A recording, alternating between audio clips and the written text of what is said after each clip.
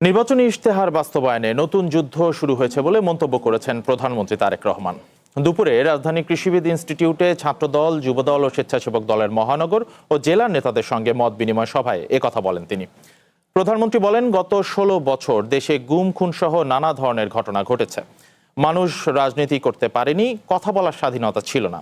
নেতাকর্মীদের উদ্দেশ্যে তারেক রহমান বলেন, বিএনপি রাজনীতিতে আর গুম খুনের পরিবেশ ফিরিয়ে আনতে চায় না। প্রধানমন্ত্রী বলেন, এক যুদ্ধ শেষ হয়েছে, নির্বাচনের ইশতেহার বাস্তবায়নের নতুন যুদ্ধ শুরু হয়েছে। জনগণের কাছে দেয়া প্রতিশ্রুতি বাস্তবায়নে নেতাকর্মীদের প্রতি সহায়তা চান প্রধানমন্ত্রী। মানুষকে যে কমিটমেন্ট দিয়েছিলাম সেই কমিটমেন্টগুলোর বাস্তবায়ন করা।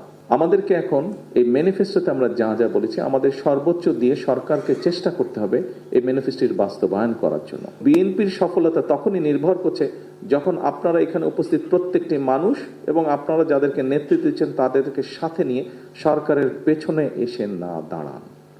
তা এর বাইরেই হলে আমরা সরকারকে কাঙ্ক্ষিত লক্ষ্যে নিয়ে যেতে পারবো না।